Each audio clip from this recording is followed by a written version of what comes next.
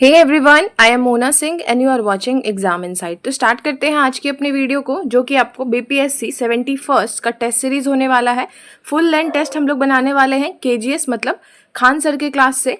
ज़्यादा time waste ना करते हुए यहाँ पे आप लोग चाहे तो टेस्ट बुकलेट ये सब चीज़ देख सकते हैं, बट इसको देखने का कोई फ़ायदा नहीं है।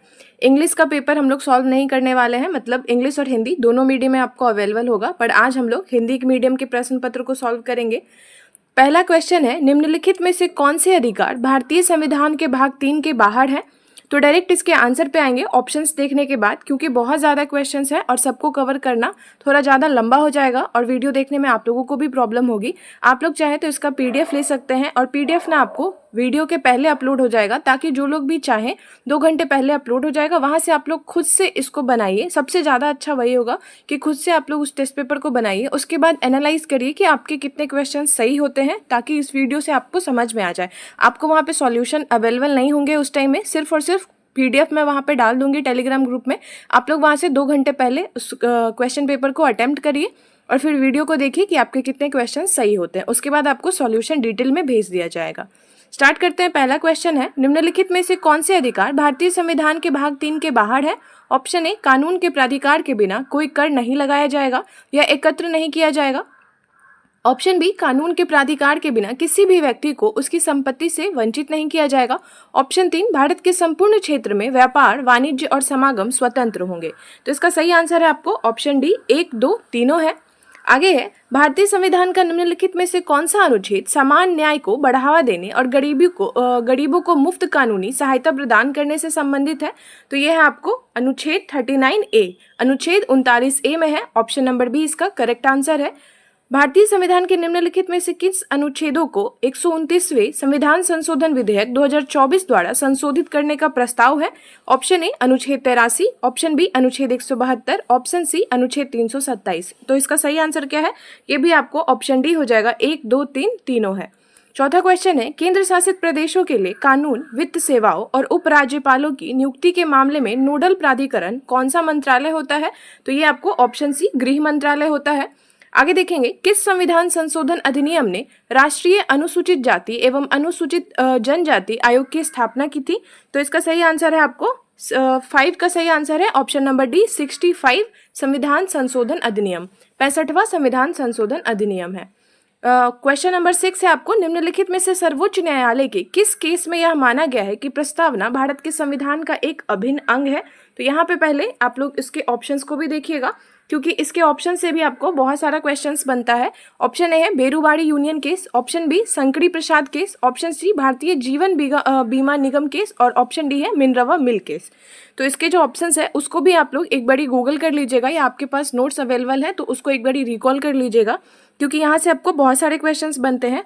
इस क्वेश्चन का सही आंसर है आपको ऑप्शन नंबर सी, भारतीय जीवन बीमा निगम। आगे देखेंगे, निम्नलिखित में से किस मामले में सर्वोच्च न्यायालय के निर्णय को रद्द करने के लिए 24वां संविधान संशोधन अधिनियम किया गया था? तो कौन से अधिनियम को रद्द करने के लिए? तो ये आपको गोलकनाथ बनाम पंजाब राज्य 1967 वाला केस है। आपको गोलकनाथ बनाम पंजाब राज्य 1967 का केस, इसको रद्द करने के लिए। आगे देखेंगे, निम्नलिखित में से किन परिस्थितियों में भारत में चुनाव के दौरान पुनर्मतदान का आदेश दिया जा सकता है? तो इलेक्शन ईयर है, इससे कोई भी क्वेश्चंस अगर आपको दिखे तो वो बहुत ही ज़्यादा इंपॉर्टेंट हो जाते हैं। ऑप्शन ए, प्राकृतिक आपदा, हिंसा आदि के कारण। ऑप्शन बी, वोटिंग मशीन के क्षतिग्रस्त या नष्ट होने के कारण। ऑप्शन सी, बूथ पर कब्जा के कारण चुनाव रद्द करना, या ऑप्शन डी, किसी मान्यता प्राप्त राजनीतिक दल के उम्मीदवार की मृत्यु के कारण। तो इसका सही आंसर क्या हो जाएगा? ये भी आपको ऑप्शन नंबर डी हो जाएगा, 1, 2, 3, 4, साड़ा। इसका जो सॉल्यूशन है वो आप लोगों को पीडीएफ उसका अपलोड कर दिया जाएगा इस वीडियो के बाद, तो आप लोग वहां से जाके उसको डिटेल में भी पढ़ सकते हैं। फिलहाल के लिए ये क्वेश्चन बहुत ही ज़्यादा इंपॉर्टेंट है। आगे देखते हैं, भारतीय संविधान में आपातकाल की घोषणा के दौरान मौलिक अधिकारों के निलंबन का प्रावधान किस देश के संविधान से लिया गया है? तो ये आपको किस देश के संविधान से लिया गया है? जर्मनी का जो वाइमार संविधान है वहाँ से लिया गया है अधिकारों का निलंबन। आगे देखते हैं हम लोग, यहाँ पे देखिए इंग्लिश का पेपर है तो इसको स्किप करते हुए आगे बढ़ेंगे। क्वेश्चन नंबर 10 है, जमानत के प्रकारों के संदर्भ में निम्नलिखित युग्मों पर विचार कीजिए। तो इसका सही आंसर देख लेते हैं, नहीं इसको थोड़ा सा पढ़ भी लेते हैं। ऑप्शन ए है अंतरिम जमानत, यह किसी आरोपी को अस्थायी रूप से हिरासत से रिहा करने की अनुमति है। ऑप्शन बी डिफॉल्ट जमानत, यह जांच या मुकदमा चलने के दौरान आरोपी को रिहा करने का एक सामान्य तंत्र है। ऑप्शन सी है अग्रिम जमानत, इसे गिरफ्तारी से पहले गैर जमानती अपराधों के लिए प्रदान किया जा सकता है। तो इसका सही आंसर क्या है, आपको केवल 2 युग्म इसमें से सही है। और कौन से 2 युग्म सही है ये आप लोग सॉल्यूशन में देखिएगा तो अच्छे से और मतलब क्लियर समझ में आएगा। 11 नंबर है, भारतीय संविधान के निम्नलिखित में से कौन सा अनुच्छेद सर्वोच्च न्यायालय और उच्च न्यायालयों को न्यायालय की अवमानना के लिए दंडित करने का अधिकार देता है। तो ये आपको कौन सा अनुच्छेद है, अनुच्छेद 129 और 215 है। किस राज्य ने हाल में ही जिला प्रशासन में सिविल उप विभागों के स्थान पर सह जिला की अनूठी अवधारणा शुरू की है। तो ये कौन सा जिला है, तो ये है आपको असम जिला। कौन सा है, असम जिला है। ऑप्शन बी है इसका सही आंसर। 13 क्वेश्चन पे आएंगे, स्थानीय सरकार की केंद्रीय परिषद जिसको central council of local government कहते हैं के संदर्भ में निम्नलिखित कथनों पर विचार कीजिए। ऑप्शन ए, इसकी स्थापना 1954 में भारत के राष्ट्रपति द्वारा संविधान के अनुच्छेद 263 के तहत द्वारा की गई है। ऑप्शन बी, इस परिषद की सिफारिशें केंद्र और राज्य सरकारों पर बाध्यकारी होती हैं। ऑप्शन सी है, इसकी अध्यक्षता भारत सरकार के शहरी विकास मंत्री करते हैं। तो इसका सही आंसर क्या हो जाएगा, ऑप्शन सी हो जाएगा, केवल 1 और 3 हो जाएगा। आगे देखेंगे, निम्नलिखित में से कौन सा एक वैधानिक निकाय नहीं है। तो ऑप्शन ए है केंद्रीय सूचना आयोग। ऑप्शन बी सेबी हो जाएगा, तो आपको भारतीय प्रभुति एवं विनियम बोर्ड सेबी। ऑप्शन सी है योजना आयोग। ऑप्शन डी है राष्ट्रीय हरित अधिकरण। तो इसका सही आंसर क्या हो जाएगा, 14 का सही आंसर है आपको योजना आयोग। भारतीय संविधान के निम्नलिखित में से कौन सा अनुच्छेद पंचायती राज संस्थाओं में महिलाओं के लिए न्यूनतम 1/3 आरक्षण अनिवार्य करता है। तो महिलाओं के लिए 1/3 आरक्षण ये आपको अनिवार्य करता है, तो अनुच्छेद 243 डी हो जाएगा। और यहाँ पे देखिए, ये जो आपको पंचायती राज से रिलेटेड जो भी अनुच्छेद है उन सबको पढ़ना बहुत ही ज़्यादा इंपॉर्टेंट हो जाता है। वैसे तो हमको पता है कि अनुच्छेद 243 होता है, लेकिन इसके जितने भी है ना डी, के, बी, जे, इन सबको जानना बहुत ही ज़्यादा इंपॉर्टेंट है, क्योंकि यहाँ से बहुत ज़्यादा क्वेश्चंस आते हैं और पंचायती राज तो मस्ट है पढ़ना। आगे देखिए, 16 नंबर है, 2015 के बाद भारत में राष्ट्रीय आय मापने के लिए निम्नलिखित में से कौन सी विधि अपनाई गई थी। ऑप्शन ए, बाजार मूल्य पर सकल घरेलू उत्पाद। ऑप्शन बी, कारक लागत पर सकल घरेलू उत्पाद। ऑप्शन सी, शुद्ध राष्ट्रीय उत्पाद। ऑप्शन डी, आधारभूत कीमतों पर घरेलू उत्पाद। तो इसका सही आंसर क्या हो जाएगा, बाजार मूल्य पर सकल घरेलू उत्पाद। 17 नंबर क्वेश्चन है, 16 का आंसर ए है। आपको ये भी थोड़ा सा देखते हुए चलेगा ना, कौन से किस पे आंसर मार्क हो रहा है। ऐसा नहीं हो कि आप लोग सॉल्यूशन मिलाते टाइम में गलत मार्क कर लीजिए और परेशान हो जाइए। आगे देखिए, 17 नंबर क्वेश्चन है, किस केंद्रीय बजट में भारत में स्थायी जमा सुविधा SDF योजना शुरू करने का प्रस्ताव रखा गया था। तो ये आपको SDF कब लॉन्च हुआ था, 2022 से 23 वाले में। ऑप्शन नंबर सी। 18 क्वेश्चन है, निम्नलिखित में से कौन सा राजकोषीय विवेक के सिद्धांत को सर्वोत्तम रूप से दर्शाता है। ऑप्शन ए, कल्याण को बढ़ावा देने के लिए सब्सिडी बढ़ाना। ऑप्शन बी, राजकोषीय घाटे को टिकाऊ स्तर पर बनाए रखना। ऑप्शन सी, व्यय के वित्त पोषण के लिए अधिक मुद्रा छापना। ऑप्शन डी है राजस्व पर विचार के लिए व्यय बढ़ाना। तो इसका सही आंसर क्या हो जाएगा, ये आपको हो जाएगा ऑप्शन नंबर बी, राजकोषीय घाटे को टिकाऊ स्तर पर बनाए रखना। आगे है, भारतीय संविधान की 7वीं अनुसूची किस सूची में आर्थिक नियोजन विषय शामिल है। तो कौन से अनुसूची में शामिल है, ये आपको समवर्ती सूची में शामिल है। आगे देखेंगे, क्वेश्चन नंबर 20 है, निम्नलिखित में से कौन अपस्फीति और अवस्फीति के बीच सबसे अच्छा अंतर है। यहाँ पे देखिए अपस्फीति है, यहाँ पे अवस्फीति है। तो ऑप्शन नंबर, इसके डायरेक्ट आंसर पे आते हैं, इसका सही आंसर है आपको ऑप्शन नंबर सी है। अपस्फीति कीमतों में गिरावट होता है, जबकि अवस्फीति मुद्रास्फीति में गिरावट होता है। इसको देख लीजिएगा, मुद्रास्फीति की दर में गिरावट होता है। क्वेश्चन नंबर 21 है, भारत सरकार ने गरीबी रेखा को मापने के लिए मुख्य रूप से निम्नलिखित में से किस मापदंड का या मानदंड का प्रयोग किया है। तो इसका सही आंसर क्या हो जाएगा, ये हो जाएगा आपको घरेलू उपभोग। क्वेश्चन नंबर 21 का आंसर है आपको ऑप्शन नंबर ए। और क्वेश्चन नंबर 22 है, निम्नलिखित कथनों पर विचार कीजिए। मनरेगा 11वीं पंचवर्षीय योजना के दौरान शुरू किया गया था। ऑप्शन बी है इंदिरा आवास योजना 9वीं पंचवर्षीय योजना के दौरान शुरू की गई थी। तो उपयुक्त में से सही आंसर को बताना है। तो इसका सही आंसर आपको क्या हो जाएगा, ऑप्शन नंबर डी, ना तो 1 ना तो 2 है। 23rd क्वेश्चन नंबर है वृद्धिशील पूंजी उत्पादन अनुपात ICOR के संबंध में निम्नलिखित के कथनों पर विचार कीजिए। ऑप्शन ए है यह निवेश और सकल घरेलू उत्पाद के बीच का संबंध है। ऑप्शन बी कम ICOR का अर्थ कम दक्षता होता है। तो इसका सही आंसर क्या हो जाएगा? केवल एक हो जाएगा।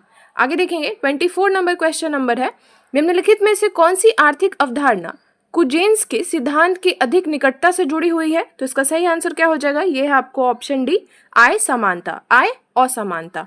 आगे देखते हैं प्रधानमंत्री जन औषधि परियोजना के संबंध में निम्नलिखित कथनों पर विचार कीजिए। ऑप्शन ए इसका उद्देश्य जन औषधि केंद्र नामक विशेष दुकानों के माध्यम से आम जनता को सस्ती कीमतों पर गुणवत्तापूर्ण दवाइयां उपलब्ध कराना है।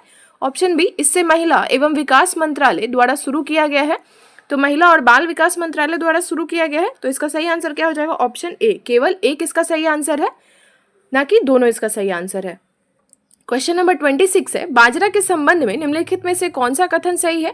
ऑप्शन ए है ये भारत में रबी फसल है। ऑप्शन बी बाजरे के वृद्धि के लिए आदर्श तापमान 27 डिग्री सी से 32 डिग्री सी होना चाहिए। ऑप्शन सी बाजरे की खेती के लिए जलोढ़ मिट्टी उपयुक्त है। ऑप्शन डी राजस्थान भारत में बाजरे का सबसे बड़ा उत्पादक है। यहाँ पे कौन सा कथन आपको गलत पूछ रहा है? तो ये आपको भारत में रबी फसल है, ये गलत स्टेटमेंट है।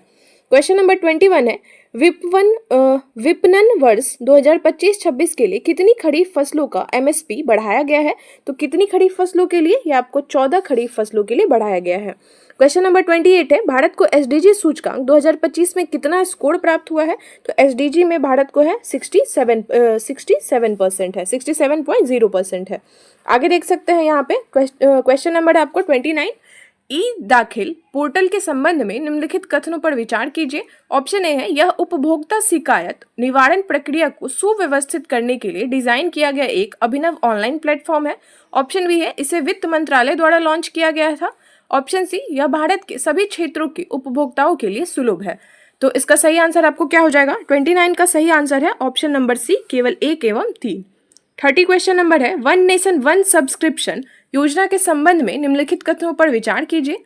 ऑप्शन ए है इसे सूचना और पुस्तकालय नेटवर्क के माध्यम से लागू किया जाएगा जो एक स्वायत्त UGC अंतर विश्वविद्यालय केंद्र है। ऑप्शन बी है ONOS योजना के लिए कुल वित्तीय प्रावधान 2025 से 2030 की अवधि के लिए 6000 करोड़ है। तो इसका सही आंसर क्या हो जाएगा? केवल एक इसका सही आंसर है option number A. 31st question number है एकलव्य प्लेटफॉर्म के संबंध में निम्नलिखित कथनों पर विचार कीजिए। ऑप्शन ए है इसे आर्मी वॉर कॉलेज की प्रायोजक एजेंसी के साथ आर्मी ट्रेनिंग कमांड द्वारा विकसित किया गया है एकलव्य प्लेटफॉर्म। अच्छा, ऑप्शन बी है इसे BISAGN और बिसाग N गांधीनगर और सूचना प्रणाली महानिदेशालय के सहयोग से शून्य लागत पर बनाया गया था। ऑप्शन सी है इसे पाठ्यक्रमों की चौथी श्रेणी में विभाजित किया गया है। तो 4 श्रेणियों में विभाजित किया गया है। इसका सही आंसर क्या हो जाएगा? केवल 1 और 2, ऑप्शन नंबर ए हो जाएगा। आगे देखेंगे वैश्विक पिटलैंड हॉटस्पॉट एटलस रिपोर्ट 2024 के बारे में निम्नलिखित कथनों पर विचार करना है। ऑप्शन ए है इसे संयुक्त राष्ट्र पर्यावरण कार्यक्रम UNEP द्वारा UNEP ग्लोबल पिटलैंड्स पहल के भाग में जारी किया गया था। ऑप्शन बी है इसे 2016 में मोरक्को में आयोजित UNFCCC conference of the party COP के दौरान स्थापित किया गया था। तो इसका सही आंसर क्या हो जाएगा? इसका सही आंसर आपको ऑप्शन नंबर सी 1 और 2 दोनों हो जाएगा। क्वेश्चन नंबर 33 पे आते हैं। यहाँ है आपको एम्पावर हर ब्रिज के बारे में निम्नलिखित कथनों पर विचार करना है। Empower her bridge, option A है यह नीति आयोग ने अपने अवार्ड टू रिवॉर्ड्स ATR कार्यक्रम के तहत न्यूसॉफ्ट के साथ साझेदारी में लॉन्च किया था। ऑप्शन बी इसका उद्देश्य महिला उद्यमियों को संगठित खुदरा क्षेत्र में सफल होने के लिए आवश्यक कौशल और संसाधनों में लैस करने के लिए उन्हें सशक्त बनाना है। ऑप्शन सी है यह कार्यक्रम अखिल भारतीय स्तर पर महिलाओं के लिए शुरू किया गया और कार्यान्वित किया जा रहा है। तो इसका सही आंसर क्या हो जाएगा? यह है आपको ऑप्शन बी केवल 1 और दोनों है। क्वेश्चन नंबर 34 है डिजिटल इंडिया भूमि अभिलेख आधुनिकीकरण कार्यक्रम के संबंध में निम्नलिखित कथनों पर विचार करना है। ऑप्शन ए है यह भूमि अभिलेखों के प्रबंधन हेतु एक आधुनिक और पारदर्शी प्रणाली बनाने के लिए केंद्रीय क्षेत्र की योजना है। ऑप्शन बी इसे ग्रामीण विकास मंत्रालय के भूमि संसाधन विभाग द्वारा कार्यान्वित किया जाता है। तो इसका सही आंसर क्या हो जाएगा? 34 का सही आंसर आपको ऑप्शन सी 1 और 2 दोनों है। आगे देखेंगे 35 क्वेश्चन नंबर है आपका फ्री AI समिति के संबंध में निम्नलिखित कथनों पर विचार कीजिए। ऑप्शन ए, यह भारतीय रिजर्व बैंक द्वारा गठित 8 सदस्यीय समिति है। ऑप्शन बी, इसकी अध्यक्षता पुष्पक भट्टाचार्य कर रहे हैं। ऑप्शन सी, यह वैश्विक वित्तीय क्षेत्र पर ध्यान केंद्रित करेगी। तो 35 का सही आंसर क्या है? तीनों है। 35 का सही आंसर ऑप्शन नंबर डी हो जाएगा। क्वेश्चन नंबर 36 है, हाल ही में वाणिज्य एवं उद्योग मंत्री द्वारा जैविक खेती और निर्यात को बढ़ावा देने के लिए निम्नलिखित में से कौन सा पोर्टल लॉन्च किया गया था? तो इसका सही आंसर क्या हो जाएगा? ये आपको है ऑप्शन नंबर सी, केंद्रीय वेयर हाउसिंग पोर्टल। इसको रिमूव करेंगे ताकि सही आंसर पे मार्क कर सके। केंद्रीय warehousing portal, option number C इसका सही आंसर है। आगे देखिए क्वेश्चन नंबर 37, नारी अदालत योजना के निम्नलिखित पर कथनों पर विचार करना है। ऑप्शन ए है, यह योजना असम और केंद्र शासित प्रदेश जम्मू और कश्मीर में 50-50 ग्राम पंचायतों में चलाई जा रही है। ऑप्शन बी, यह महिला एवं बाल विकास मंत्रालय के तहत मिशन शक्ति एक उपयोजना है। ऑप्शन सी है, यह एक वैकल्पिक विवाद समाधान तंत्र प्रदान करता है जो औपचारिक कानूनी कार्यवाही से स्वतंत्र रूप से संचालित होता है। तो 37 का सही आंसर क्या है? ऑप्शन नंबर डी, 1, 2, तीनों है। क्वेश्चन नंबर 38 है, निम्नलिखित में से कौन भारत के मुख्य चुनाव आयुक्त की चयन प्रक्रिया में भाग लेते हैं? तो ये भी काफी इंपॉर्टेंट क्वेश्चन है। ऑप्शन नंबर ए है प्रधानमंत्री, ऑप्शन बी भारत के राष्ट्रपति, ऑप्शन सी लोकसभा में विपक्ष के नेता, या ऑप्शन डी प्रधानमंत्री नामित केंद्रीय कैबिनेट मंत्री। तो इसका सही आंसर क्या हो जाएगा? ये है आपको ऑप्शन नंबर बी, केवल 1, 3, 4 भारत के राष्ट्रपति इस प्रक्रिया में भाग नहीं लेते हैं। यहाँ देखिए यह काफी इंपॉर्टेंट क्वेश्चन है आपको। आगे देखिए, डायमंड इम्प्रेस्ड ऑथोराइजेशन के योजना के संबंध में निम्नलिखित कथनों पर विचार करना है। ऑप्शन ए है, यह 1/4 कैरेट 25 सेंट से कम प्राकृतिक कटे और पॉलिश किए हुए हीरो के शुल्क मुक्त आयात की अनुमति देती है। ऑप्शन बी है, इसे वाणिज्य विभाग द्वारा शुरू किया गया था। ऑप्शन सी है, यह 25% मूल्य संवर्धन के साथ निर्यात दायित्व को अनिवार्य बनाती है। तो 39 का सही आंसर क्या है? यह है आपको ऑप्शन नंबर ए, इसका सही आंसर हो जाएगा ऑप्शन नंबर ए। केवल 1 और 2 सही है। क्वेश्चन नंबर 40 पे आते हैं, निम्नलिखित में से किसने कृत्रिम बुद्धिमत्ता एआई में जीवांश पैराडॉक्स को रेखांकित किया? यह उल्लेख करता है कि अधिक दक्षता से मांग एवं ऊर्जा उपयोग में वृद्धि हो सकती है। तो क्वेश्चन नंबर 40 का सही आंसर क्या है? आपको सत्या नडेला हो जाएगा। सत्या नडेला यहाँ पे होना चाहिए था। आगे देखिए 41 क्वेश्चन नंबर है आपको, मिशन मौसम के बारे में निम्नलिखित कथनों पर विचार कीजिए। ऑप्शन ए, यह एक पुरातात्विक अनुसंधान के माध्यम से भारत की समुद्री विरासत को बढ़ाने पर केंद्रित है। ऑप्शन बी, पृथ्वी विज्ञान मंत्रालय MOES मिशन मौसम के क्रियान्वित के लिए जिम्मेदार नोडल एजेंसी है। तो 41 का सही आंसर क्या है? आपको केवल 1 हो जाएगा। मई 2025 में किस बैडमिंटन खिलाड़ी को मेजर ध्यानचंद खेल रत्न पुरस्कार मिला था?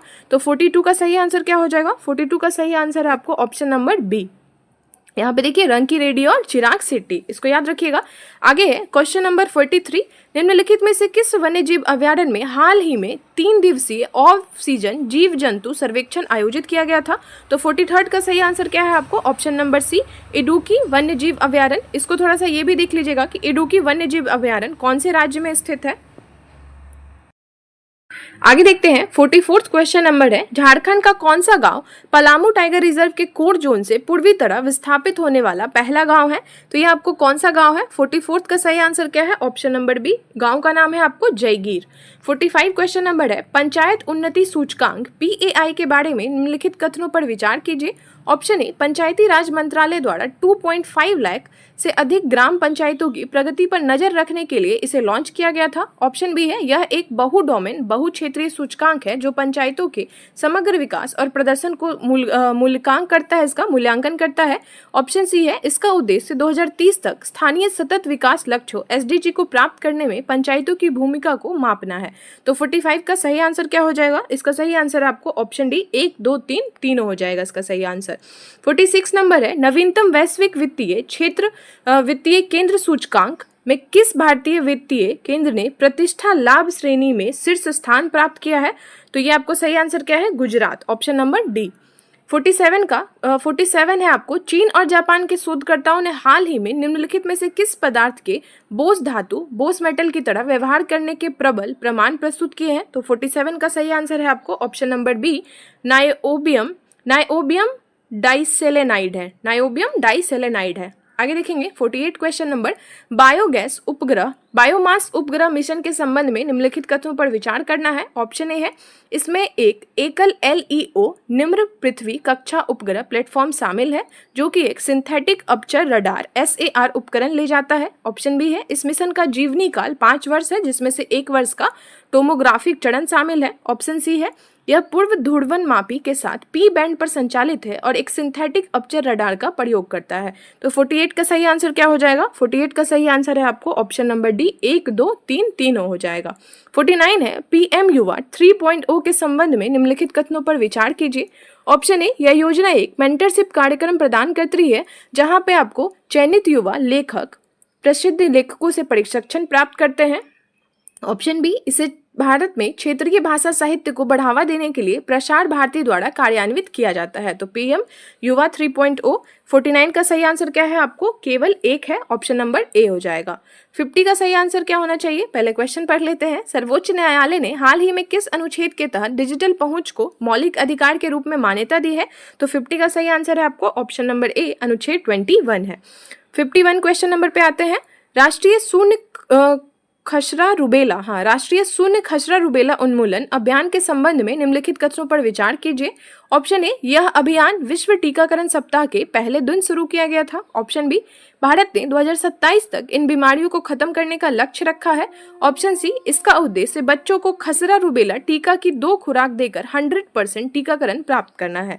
तो 51 का सही आंसर क्या है? आपको ऑप्शन नंबर सी है, 1 और 3 ये आपको सही आंसर है। आगे देखेंगे 52nd क्वेश्चन नंबर पे आते हैं। हाल ही में भारत निर्वाचन आयोग द्वारा 40 से अधिक मौजूदा अनुप्रयोगों को एकीकृत करने के लिए कौन सा वन स्टॉप डिजिटल प्लेटफॉर्म विकसित किया जा रहा है? तो 52nd का सही आंसर अब क्या है? आपको ऑप्शन नंबर ए है, ECINET, ECNET इसको पढ़ सकते हैं।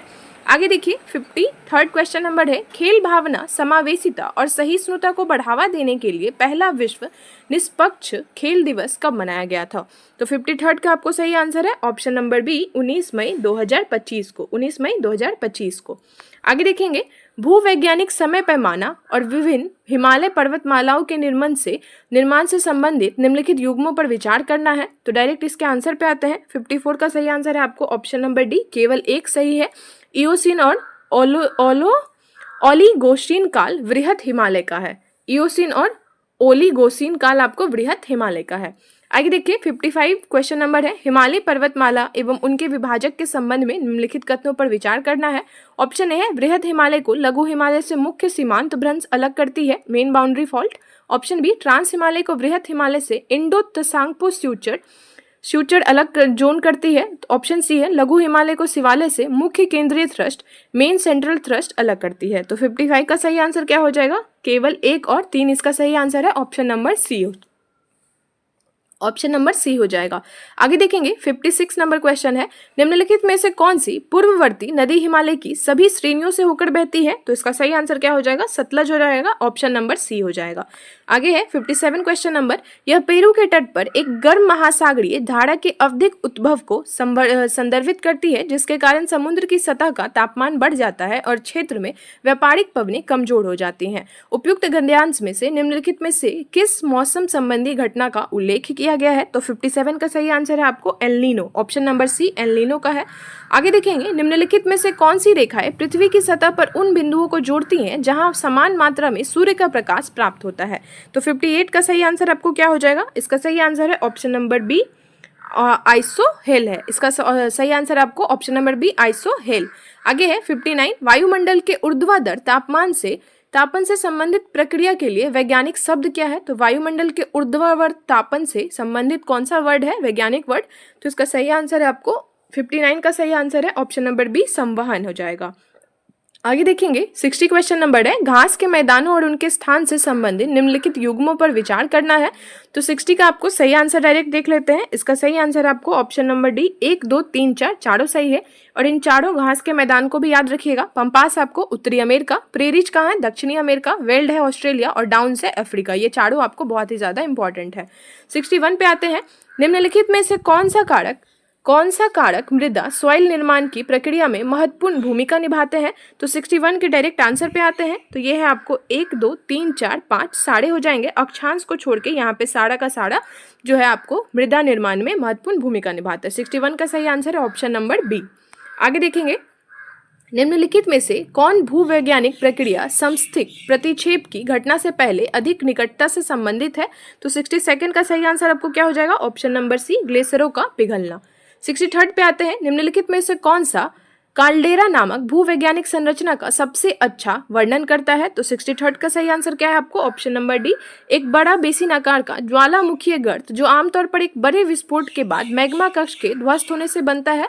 तो इसका सही आंसर है आपको 63 का ऑप्शन नंबर डी। आगे देखेंगे, 64 है, निम्नलिखित में से किस प्राकृतिक गैस का अपरांगत स्रोत माना जाता है? तो 64 का सही आंसर आपको क्या हो जाएगा? ऑप्शन नंबर डी, 1 2 3 तीनों हो जाएगा, सेल गैस, कॉलबेट मीथेन और मीथेन हाइड्रेट्स हो जाएगा। आगे आते हैं हम लोग 65 पे, इसको थोड़ा सा मार्क करते हुए चलेंगे। 65 है, निम्नलिखित में से कौन सा खनिज भारत में खान एवं खनिज विकास एवं विनिमयन अधिनियम के अंतर्गत गौण खनिज के रूप में वर्गीकृत है? तो 65 का सही आंसर है आपको ऑप्शन नंबर डी, उपयुक्त में से कोई नहीं। आगे देखेंगे, महासागर के गहरे भागों में लगभग शून्य प्राथमिक उत्पादन का प्राथमिकरण या प्राथमिक कारण निम्नलिखित में से कौन सा होता है? तो 66 का सही आंसर क्या है? ऑप्शन नंबर डी है, सूर्य का प्रकाश हो जाएगा। आगे देखेंगे, निम्नलिखित में से कौन सा राष्ट्रीय जल मार्ग कोल्लम से कोट्टापुरम तक पश्चिमी तट नहर को जोड़ता है? तो 67 का सही आंसर है आपको ऑप्शन नंबर ए, NH3 हो जाएगा, NW3 हो जाएगा। आगे देखिए, यहाँ पे राष्ट्रीय जलमार्ग है ना, राष्ट्रीय जलमार्ग है तो NW3 हो जाएगा। निम्नलिखित में से कौन सी नदी हिमाचल प्रदेश से राज्य से होकर गुजरती है? तो हिमाचल प्रदेश से कौन सी नदी गुजरती है? 68 का सही आंसर है आपको ऑप्शन नंबर डी, व्यास, रावी, चेनाब, सतलुज और यमुना चारों गुजरती है। आगे देखिए, निम्नलिखित में से कौन सा पारिस्थितिकी अंतःक्रिया का प्रकार प्रवालों और जैक्सेंथेला के बीच का संबंध का सबसे अच्छा वर्णन करता है? तो प्रवालों और जैक्सेंथेला के बीच के संबंध का अच्छा वर्णन, तो 69 का सही आंसर हो जाएगा आपको ऑप्शन नंबर बी, सहोपाड़िकता हो जाएगा, सहोपाड़िकता। आगे देखेंगे, 70 क्वेश्चन नंबर है, जैव विविधता हॉटस्पॉट के संबंध में निम्नलिखित कथनों पर विचार कीजिए। ऑप्शन ए, जैव विविधता हॉटस्पॉट की अवधारणा सबसे पहले पॉल एरलिच ने 1988 में पेश की थी। ऑप्शन बी, भारत में 8 मान्यता प्राप्त विविधता हॉटस्पॉट है, जैव विविधता हॉटस्पॉट। तो 70 का सही आंसर क्या है? 70 का सही आंसर है आपको ऑप्शन नंबर डी, ना तो 1 ना तो 2 हो जाएगा, मतलब इसका सही आंसर यहाँ पे कोई भी नहीं है। 71 पे आते हैं, खाद्य श्रृंखला के क्रमिक उच्च स्तरों पर सहनशील जीवों के उत्तकों में किसी पदार्थ की सांद्रता में वृद्धि की घटना को क्या कहते हैं? तो 71 का सही आंसर आपको क्या हो जाएगा? 71 का सही आंसर आपको ऑप्शन नंबर सी, क्या हो जाएगा आपको ऑप्शन नंबर सी, बायोमैग्निफिकेशन हो जाएगा। आगे देखेंगे हम लोग 72 पे आते हैं, सूची 1 को सूची 2 से मिलाना है, तो डायरेक्ट इसके आंसर पे आएंगे, ऑप्शन नंबर सी इसका करेक्ट आंसर है आपको। 4 का पहला का है आपको 4, कार्टाजेना प्रोटोकॉल, ये आपको जीवित संसाधनों जीवों के संचलन पर संबंधित है। स्टॉकहोम कन्वेंशन, तो ये तो आपको स्थायी कार्बनिक प्रदूषकों से है। वियना कन्वेंशन, तो वियना आपको ओजोन परत से है। और ऑप्शन नंबर 4 है आपको बेसल कन्वेंशन, तो बेसल आपको किससे? खतरनाक अपशिष्ट संचालन का है। यहाँ पे आपको 2 क्वेश्चंस, तो मतलब 2 तो आप लोग छाट ही सकते हैं, स्टॉकहोम और वियना, यहीं से आपका आंसर बन जाता है। आगे देखिए, 73 महत्वपूर्ण अंतर्राष्ट्रीय दिवसों में संबंधित निम्नलिखित युग्मों पर विचार करना है। तो 73 का सही आंसर क्या है आपको? ऑप्शन नंबर बी, केवल 2 युग्म इसमें से सही हैं। आगे देखिए, निम्नलिखित में से भारत में मीठे पानी की झील कौन कौन सी है? तो 74 के आंसर पे आते हैं डायरेक्ट, इसका सही आंसर है आपको ऑप्शन नंबर ए और 3 इसका सही आंसर है, जैसे कि डल झील और विलर झील। यहाँ पे क्या हो जाएगा? डल झील और विलर झील क्या है आपको? मीठे पानी की झील है। आगे देखते हैं 75 पे आते हैं, द्रव्यमान केंद्र सेंटर ऑफ मास के संबंध में निम्नलिखित कथनों पर विचार कीजिए। ऑप्शन ए, द्रव्यमान केंद्र COM मूलतः किसी वस्तु या कणों के तंत्र का संतुलन बिंदु होता है। ऑप्शन बी, समान द्रव्यमान वितरण वाले समापित या समामित पिंडों के लिए द्रव्यमान केंद्र ज्यामितीय केंद्र पर स्थापित होता है। तो इसका सही आंसर क्या हो जाएगा? 75 का सही आंसर है आपको ऑप्शन नंबर सी, 1 और 2 दोनों हो जाएगा। 76 है, श्रोडिंगर समीकरण के संबंध में निम्नलिखित कथनों पर विचार कीजिए। ऑप्शन ए, इसे ऑस्ट्रियाई भौतिकी वैज्ञानिक या विज्ञानी इरविन श्रोडिंगर ने 1926 में विकसित और सूत्रबद्ध किया था। ऑप्शन बी, इसे इलेक्ट्रॉन ऊर्जा और स्थिति का वर्णन उसके तरंग कण द्वैत को समाहित करने से करता है। ऑप्शन सी है, न्यूटन के नियमों के विपरीत श्रोडिंगर समीकरण किसी निश्चित परिणाम के बजाय कण की स्थिति की प्रायिकता की भविष्यवाणी करता है। तो 76 का सही आंसर क्या है आपको? ऑप्शन नंबर डी 1, 2, 3 तीनों हो जाएगा। 77 पे आते हैं, क्वांटम संख्याओं के संबंध में निम्नलिखित कथनों पर विचार कीजिए। ऑप्शन डायरेक्ट इसके आंसर पे आता है। 77 का सही आंसर आपको 1, 2, 3 तीनों हो जाएगा। ऑप्शन ए अजीमुथुल्ला क्वांटम संख्या इलेक्ट्रॉन के कक्षक के ऊर्जा के स्तर और आकार को निर्धारित करती है। ऑप्शन बी स्पिन क्वांटम संख्या 3 अक्षों के सापेक्ष अंतरिक्ष में कक्षक के अभिविन्यास का वर्णन करती है। ऑप्शन सी है चुंबकीय क्वांटम इलेक्ट्रॉन के आंतरिक स्पिन या कोणीय संवेग का वर्णन करती है। तो यहाँ पे कुछ कुछ वर्ड्स आपको हिंदी में ऐसे मिलेंगे जो पढ़ने में भी थोड़े से प्रॉब्लमेटिक होते हैं, तो देखने में भी आपको लगेगा कि क्या ही है, समझ में नहीं आ रहा है। तो वहाँ पे डरना बिल्कुल नहीं है, क्योंकि क्वेश्चन पेपर आपको इंग्लिश में भी अवेलेबल होंगे। तो जहाँ पे भी समझ में नहीं आता है उसका इंग्लिश वर्जन देखिए और ईजिली वहाँ से बना के आप लोग आगे बढ़िए। आगे देखते हैं 78 क्वेश्चन नंबर। सवाल के संबंध में निम्नलिखित कथनों पर विचार करना है। ऑप्शन ए गैलिडियम और ग्रेसिलिया से प्राप्त एगर का उपयोग सूक्ष्मजीव संवर्धन और खाद्य उत्पादन में किया जाता है। ऑप्शन बी क्लोरेला एक बहुकोष्ठकीय शैवाल है जिसका उपयोग अंतरिक्ष यात्रियों द्वारा प्रोटीन समृद्ध खाद्य अनुपूरक के रूप में किया जाता है। तो 78 का सही आंसर क्या है? इसका सही आंसर आपको केवल एक, ऑप्शन नंबर ए हो जाएगा। आगे देखते हैं ब्रायोफाइट के संबंध में निम्नलिखित कथनों पर विचार कीजिए। तो ब्रायोफाइट का मुख्य पादप शरीर अनुगिनत या हैप्लॉइड होता है। हैप्लॉइड होता है। ऑप्शन बी है इसमें वास्तविक जड़ें, तने और पत्तियां नहीं होती हैं। ऑप्शन सी यह बीजाणु उत्पन्न करता है इसलिए इसे युग्मकोधिक कहा जाता है। तो 79 का सही आंसर है आपको ऑप्शन नंबर बी केवल 1 और 2। 80 देखते हैं हम लोग। क्वेश्चन नंबर 80 है हमारा उपार्जित प्रतिरक्षा एक्वायर्ड इम्यूनिटी के संबंध में निम्नलिखित कथनों पर विचार कीजिए। तो ऑप्शन ए हो जाएगा आपको अनुकूली प्रतिरक्षा या एडेप्टिव इम्यूनिटी शरीर की अपनी प्रतिरक्षा प्रतिक्रिया है जो कि संक्रमण या टीकाकरण के लिए विकसित होती है। ऑप्शन बी निष्क्रिय प्रतिरक्षा पैसिव इम्यूनिटी किसी बाहरी पदार्थ के प्रति शरीर एवं एंटीबॉडी के उत्पादन के परिणाम स्वरूप उत्पन्न होती है। तो 80 का सही आंसर क्या है? ऑप्शन नंबर ए केवल 1 हो जाएगा। आगे देखते हैं निम्नलिखित कथनों पर विचार कीजिए। तो एंटीबॉडी विशिष्ट लाल रक्त कोशिकाओं द्वारा निर्मित होते हैं जिन्हें बी कोशिकाएं कहते हैं। और ऑप्शन बी है एंटीजन एक लिपिड अणु है जो लाल रक्त कोशिकाओं द्वारा पोषक तत्वों को पहचानने और विटामिनों के विरुद्ध प्रतिरक्षा प्रणाली को सहारा देने के लिए निर्मित होता है। तो इसका सही आंसर आपको क्या हो जाएगा? 81 का सही आंसर आपको 81 का सही आंसर है आपको ऑप्शन नंबर डी, ना तो 1 ना ही 2। आगे देखेंगे इकोटोन के संबंध में निम्नलिखित कथनों पर विचार कीजिए। तो इकोटोन के संबंध में ऑप्शन ए है यह 2 या 2 से अधिक विविध पारिस्थितिकी तंत्र के बीच का एक संक्रमण क्षेत्र है। ऑप्शन बी है इसमें ऐसी प्रजातियां हो सकती हैं जो सीमावर्ती प्रणालियों में पाई जाने वाली प्रजातियों से पूरी तरह भिन्न होती हैं। तो 82 का सही आंसर आपको ऑप्शन नंबर सी 1 और 2 दोनों। आगे देखेंगे गोबर भृंग डंग बीटलेट्स द्वारा गोबर पर भोजन करना और उसे अपने लार्वा के लिए संग्रहित करना जिसे पोषक तत्वों का पुनर्चक्रण और मिट्टी का वातन होता है, इसका उदाहरण क्या है? तो 83 का सही आंसर क्या हो जाएगा? Option number C. इसका सही आंसर है आपको ऑप्शन नंबर सी। इसको मार्क करते हुए चलेंगे, पारिस्थितिकी निकेतन हो जाएगा। आगे है निम्नलिखित में से कौन सी उत्कृष्ट गैस अपने रेडियोधर्मी गुणों के कारण रेडियोथेरेपी में सामान्यतः उपयोग की जाती है? तो 84 का सही आंसर आपको ऑप्शन नंबर डी रेडॉन हो जाएगा। आगे देखेंगे हम लोग डीप ओशन मिशन के संबंध में निम्नलिखित कथनों पर विचार कीजिए। ऑप्शन ए है यह पृथ्वी विज्ञान मंत्रालय के लिए एक महत्वाकांक्षी पहल है। ऑप्शन बी है इसे 2021 से 2026 के दौरान 2 चरणों के लिए 4077 करोड़ की अनुमानित लागत के साथ एक केंद्रीय क्षेत्र योजना के रूप में लॉन्च किया गया था। तो 85 का सही आंसर है आपको ऑप्शन नंबर सी 1 और 2 दोनों हो जाएगा। निम्नलिखित में से कौन सा सूक्ष्म जीव समूह वायुमंडल में पोषक तत्वों के पुनर्चक्रण के लिए मुख्य रूप से उत्तरदायी होता है? तो पोषक तत्वों के पुनर्चक्रण के लिए तो 86 का सही आंसर आपको ऑप्शन नंबर सी अपघटक होता है। आगे देखेंगे यूरोपीय संघ विनियम 2024/1689 को आमतौर पर इस रूप में संदर्भित किया जाता है। तो 87 का सही आंसर आपको ऑप्शन नंबर सी AI अधिनियम के रूप में। आगे देखेंगे निम्नलिखित में से कौन सी ग्रंथि मानव आंख में आंसू के स्राव के लिए उत्तरदायी होती है? तो 88 का सही आंसर क्या है आपको ऑप्शन नंबर सी अश्रु ग्रंथि हो जाएगा। ये तो काफी इजी है। आगे देखिए 89 में निम्नलिखित में से कौन सा प्रकाश पड़ने पर सक्रिय हो जाता है और विद्युत संकेत उत्पन्न करता है? तो इसका सही आंसर क्या है आपको 89 का हो जाएगा सही आंसर ऑप्शन नंबर डी प्रकाश संवेदी कोशिका। आगे है 90 क्वेश्चन नंबर है आपको स्वस्थ मानव रक्त में कोलेस्ट्रॉल की स्तर सामान्य सीमा क्या होती है? तो 90 का सही आंसर आपको ऑप्शन नंबर डी 180 से 200 mg। आगे देखेंगे हम लोग आगे है सिस्टोलिक और डायस्टोलिक शब्दों का प्रयोग मुख्यतः किस शारीरिक संदर्भ में किया जाता है? तो इसका सही आंसर क्या हो जाएगा? 91 का आपको सही आंसर है रक्तचाप विनियमन और ऑप्शन नंबर बी हो जाएगा। 92 पे आते हैं, निम्नलिखित में से घातक विष साइनाइड का रासायनिक नाम क्या है?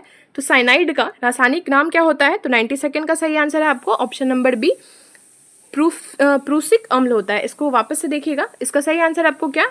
प्रूसिक अम्ल होता है। साइनाइड का रासायनिक नाम है आपको प्रूसिक अम्ल। आगे देखेंगे, निम्नलिखित में से कौन सी बीमारी पेयजल स्रोतों के अपशिष्ट पदार्थों से दूषित होने पर फैलने की अधिक संभावना होती है? तो 93 का आपको सही आंसर है ऑप्शन नंबर ए टाइफाइड हो जाएगा।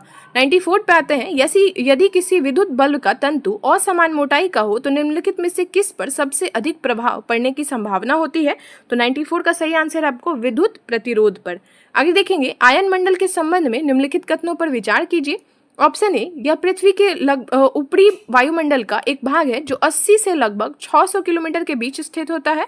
ऑप्शन बी, यह संचार और नेविगेशन के लिए प्रयुक्त रेडियो तरंगों की परावर्तित और संशोधित करता है। ऑप्शन सी, आयन मंडल की स्थिति और विकिरीकरण पर निर्भर नहीं करता है। तो 95 का आपको सही आंसर क्या हो जाएगा? ऑप्शन नंबर बी केवल 1 और 2 हो जाएगा इसका सही आंसर। आगे देखेंगे, व्यक्तियों में रंग अंधता या कलर ब्लाइंडनेस का पता लगाने के लिए सामान्यतः कौन सा परीक्षण किया जाता है?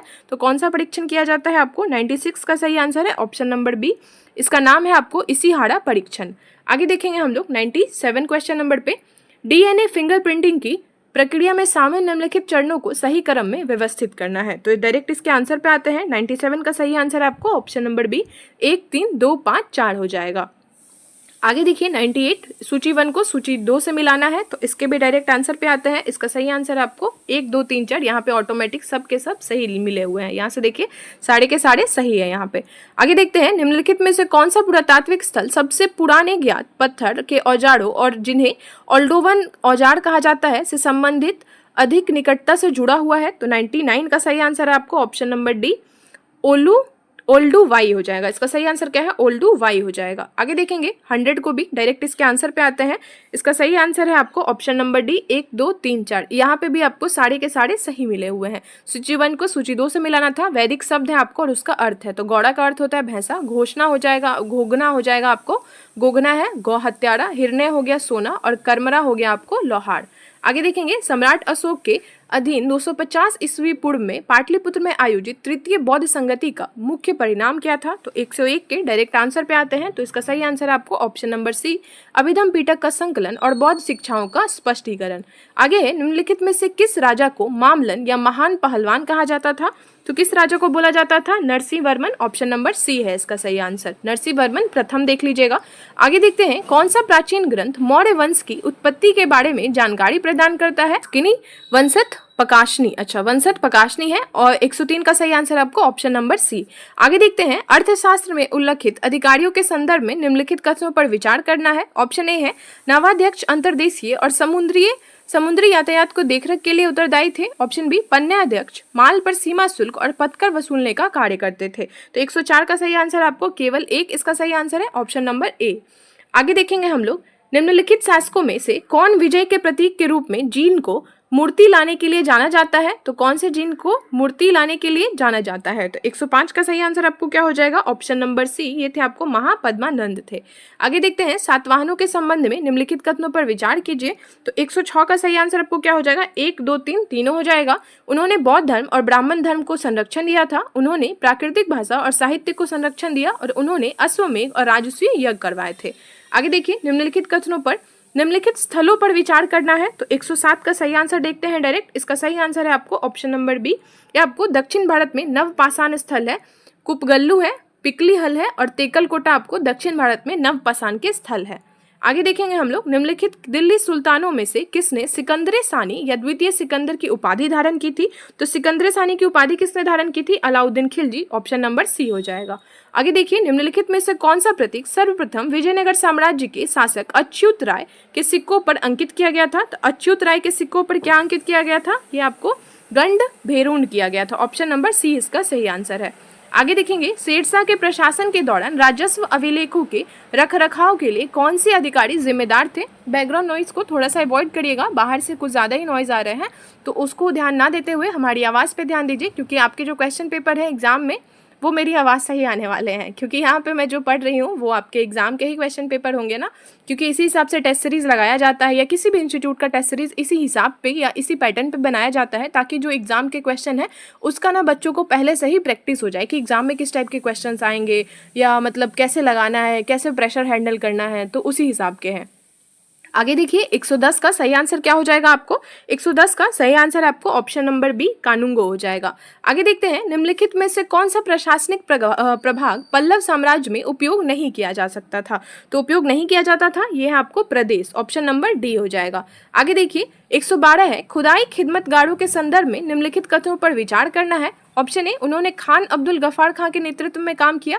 ऑप्शन बी, वे अहिंसा और स्वतंत्रता संग्राम के प्रति प्रतिबद्ध थे। तो इसका सही आंसर क्या है आपको? इसका सही आंसर है 1 और 2 दोनों हो जाएगा, ऑप्शन नंबर सी हो जाएगा। आगे देखिए, वो एक क्रांतिकारी विचारक, विद्वान और आध्यात्मिक दूरदर्शी थे जिन्होंने भारत के स्वतंत्रता संग्राम में महत्वपूर्ण भूमिका निभाई। उन्होंने सशस्त्र प्रतिरोध और स्वराज की वकालत की और बाद में एकात्म योग का विकास किया, जिसमें आध्यात्मिक विकास को सांसारिक कारकों से जोड़ा गया था। तो 113 का सही आंसर क्या हो जाएगा? ये किनके बारे में बोला गया है? तो श्री अरबिंदो घोष के बारे में, ऑप्शन नंबर सी है इसका सही आंसर। आगे देखिए, रॉलेट अधिनियम के संदर्भ में निम्नलिखित कथनों पर विचार करना है। तो ऑप्शन ए है, इससे कथित राजनीतिक आंदोलनकारियों को बिना मुकदमे के 2 वर्ष तक हिरासत में रखने का अधिकार था। ऑप्शन बी, इसने ऐसे प्रशासनिक हिरासत आदेशों के विरुद्ध अपील करने की अधिकार से इनकार कर दिया था। तो 114 का सही आंसर है आपको ऑप्शन नंबर सी, 1 और 2 दोनों हो जाएगा। आगे देखेंगे हम लोग 115 क्वेश्चन नंबर पे आते हैं। जल्दी ये वीडियो खत्म होने वाली है, क्योंकि अब हम लोग 115 पे आ गए हैं। आप लोगों को भी पता होना चाहिए ना कि 150 क्वेश्चन पेपर है। जिनको ये भी नहीं पता है कि 150 क्वेश्चन पेपर है, भाई आप लोग तो एग्जाम ही देने मत जाइए, मतलब सही बता रहे हैं। आगे देखिए 115 है, निम्नलिखित में से कौन सा क्षेत्र अंग्रेजों द्वारा हड़प नीति के तहत हड़प नहीं किया गया था? तो यहाँ पे नहीं किया गया था, इसका सही आंसर आपको मैसूर हो जाएगा, ऑप्शन नंबर डी हो जाएगा। आगे है, सी राजगोपालाचारी फॉर्मूले के संबंध में निम्नलिखित कथनों पर विचार करना है। तो डायरेक्ट इसके आंसर पे आते हैं। इसका सही आंसर आपको उपयुक्त ए। इसमें सुझाव दिया गया था कि मुस्लिम लीग को भारतीय स्वतंत्रता के लिए कांग्रेस के आह्वान का समर्थन करना चाहिए। आगे देखेंगे, कुख्यात कनिंघम सर्कुलर निम्नलिखित में से किस ऐतिहासिक घटना से संबंधित है? तो 117 का सही आंसर है आपको ऑप्शन नंबर सी हो जाएगा, सविनय अवज्ञा आंदोलन। सविनय अवज्ञा आंदोलन, इसको भी याद रखिएगा। आगे देखिए, निम्नलिखित में से किसे हिंदी को भारत की राज्यभाषा का दर्जा दिलाने के लिए उनके प्रयासों के लिए व्यापक रूप से याद किया जाता है? तो 118 का सही आंसर आपको ऑप्शन नंबर ए, पुरुषोत्तम दास टंडन जी को। आगे देखिए, 1784 के पिट्स इंडिया एक्ट के संबंध में निम्नलिखित कथनों पर विचार करना है। तो इसका सही आंसर है आपको ऑप्शन नंबर बी, केवल 2 सही है। इसमें ब्रिटिश सरकार को भारत में कंपनी के संचालन और शासन पर अंतिम अधिकार प्रदान किया गया था। आगे है, यह मद्रास प्रेसिडेंसी में ब्रिटिश शासन और दमनकारी जमींदारों के विरुद्ध विशाखापट्टनम पहाड़ी क्षेत्र की पहाड़ी जनजातियों का विद्रोह था। ये जनजातियां जो लंबे समय से स्वतंत्र रूप से यह रह रही थी और ब्रिटिश शासन के अधीन जमींदारों को कर देने के लिए मजबूर थी। तो 120 का सही आंसर क्या है? 120 का सही आंसर आपको ऑप्शन नंबर डी, रंपा विद्रोह से संबंधित है। यहाँ पे चुआर, कोल और रंपा ये तीनों इंपॉर्टेंट है, तो इसको भी थोड़ा सा देख लीजिएगा। आगे है, बिहार में खनिज उत्पादन के संदर्भ में निम्नलिखित कथनों पर विचार कीजिए। बिहार के जमुई जिला में सोने के भंडार पाए जाते हैं, ऑप्शन ए है। ऑप्शन बी है, बिहार के रोहतास जिले में पाइराइट का सर्वाधन भंडार किया जाता है। ऑप्शन सी, चूना पत्थर बिहार के कैमूर जिले में पाया जाता है। तो 121 का सही आंसर क्या है आपको? ऑप्शन नंबर डी, 1, 2, 3 तीनों सही है। आगे है, रामनगर दून के संदर्भ में निम्नलिखित कथनों पर विचार कीजिए। यह एक शिवालिक पर्वत श्रृंखला का है हिस्सा, और ऑप्शन बी है आपको सुमेश्वर पहाड़ी श्रृंखला का दक्षिणी भाग रामनगर दून का कहलाता है। तो 122 का सही आंसर क्या हो जाएगा? 122 का सही आंसर आपको 1 और 2 दोनों हो जाएगा। 122 का सही आंसर ऑप्शन नंबर सी। आगे देखेंगे, निम्नलिखित में से कौन से झील बिहार में शामिल है या बिहार में स्थित है? तो 123 का सही आंसर डायरेक्ट देखते हैं। इसका सही आंसर आपको ऑप्शन नंबर डी, 1, 2, 3 तीनों हो जाएगा। अनुपम झील, कांवर झील और गोगाबिल झील ये सब आपको बिहार में स्थित है। आगे देखेंगे, 2011 की जनगणना के अनुसार बिहार में सर्वाधिक दशकीय जनसंख्या वृद्धि दर किस जिले में दर्ज की गई थी? तो 124 का सही आंसर क्या है? 124 का सही आंसर आपको मधेपुरा, ऑप्शन नंबर सी हो जाएगा। आगे, घाघरा नदी के संदर्भ में निम्नलिखित कथनों पर विचार कीजिए। तो इसके सही आंसर पे आते हैं डायरेक्ट। 125 का सही आंसर आपको ऑप्शन नंबर सी, 1, 2 और 3 तीनों सही है। यहाँ पे चौथा नहीं सही है, तो थोड़ा सा ये भी देख लेंगे। यह तिब्बत में मानसरोवर झील के समीप उत्पन्न होती है। नेपाल में से कर्णाली नदी के नाम से जाना जाता है और यह गंगा की एक प्रमुख उपनदी है। आगे देखेंगे, बिहार में पहला तैरता हुआ सौर ऊर्जा संयंत्र किस जिले में बनाया गया है? तो 126 का सही आंसर क्या है आपको? इसका 26 आंसर है आपको 126 का, ऑप्शन नंबर ए हो जाएगा, दरभंगा हो जाएगा। आगे, निम्नलिखित में से कौन सी नदियां बिहार में गंगा की सहायक नदियां हैं? तो 127 का सही आंसर आपको क्या है? कोसी और सोन हो जाएगा, ऑप्शन नंबर बी हो जाएगा। सॉरी, कोसी और सोन नहीं होगा यहाँ पे। 127 का सही आंसर आपको ऑप्शन नंबर बी, केवल एक और दून, गंडक एवं पुनपुन और कोसी एवं सोन, ये चारों नदियां आपको बिहार में गंगा की सहायक नदियां हैं। आगे देखिए, निम्नलिखित कथनों कौन से युग्म सुमेलित नहीं है? तो यहाँ पे कौन से युग्म सुमेलित नहीं है? 128 का सही आंसर आपको ऑप्शन नंबर डी, नवादा से मंदार पर्वत। यहाँ पे आगे देखेंगे हम लोग, पटना उच्च न्यायालय के संदर्भ में निम्नलिखित कथनों पर विचार करना है। तो डायरेक्ट इसके आंसर पे आते हैं। 129 का सही आंसर आपको ऑप्शन नंबर बी, केवल 2 सही है। वर्तमान में इसके मुख्य न्यायाधीश न्यायमूर्ति विपुल एम पंचोली हैं।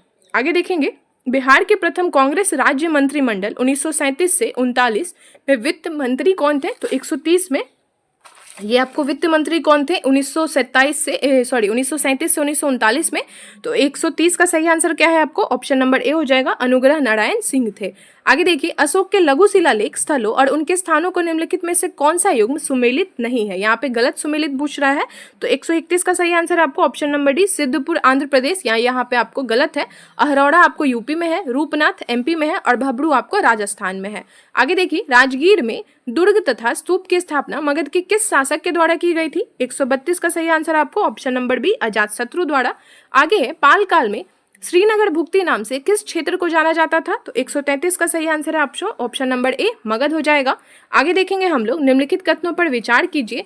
ऑप्शन नंबर ए है, बिहार में सैनिक अभियान आयोजित करने वाला प्रथम सुल्तान इल्तुतमिश था। ऑप्शन बी, बिहार को दिल्ली सल्तनत के अधीन करने वाला प्रथम सुल्तान इल्तुतमिश था।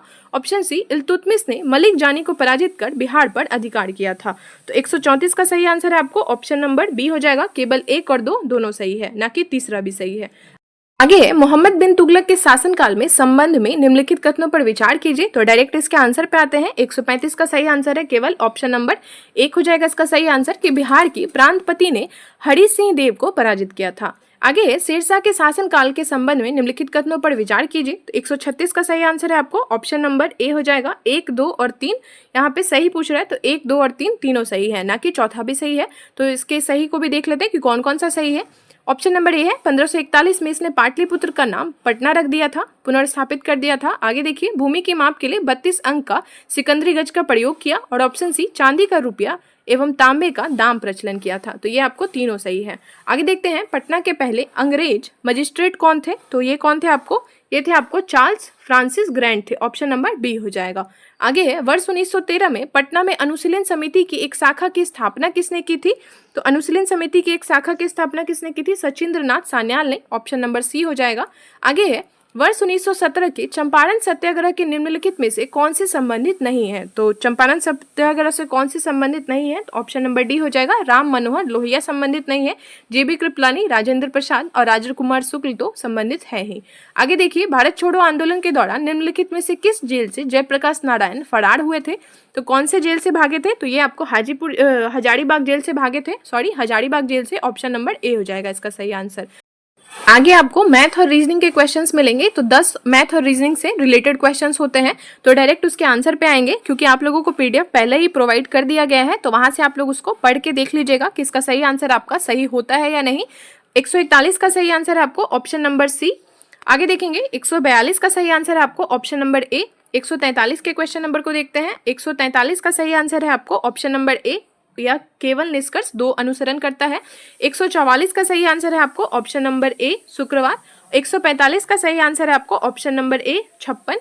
146 का सही आंसर है आपको ऑप्शन नंबर ए, यहाँ भी आपको ऑप्शन नंबर ए दिया हुआ है इसका सही आंसर। आगे देखिए, 147 इसका सही आंसर है आपको ऑप्शन नंबर बी। 148 का सही आंसर है आपको ऑप्शन नंबर सी, 46। 149 का सही आंसर है आपको ऑप्शन नंबर बी, 7। और 150 जो कि आज का आखिरी क्वेश्चन नंबर है, इसका सही आंसर है आपको ऑप्शन नंबर डी। आज का ये वीडियो यहीं पे खत्म होता है। आई होप आप लोगों की ज़्यादा से ज़्यादा क्वेश्चन आंसर सही हुए होंगे, और अगर नहीं भी हुए हैं तो घबराने की बात नहीं है। अभी भी एग्जाम में टाइम है, जितना हो सके उतना रिवीजन करिए और नेक्स्ट पेपर के लिए वेट करिएगा।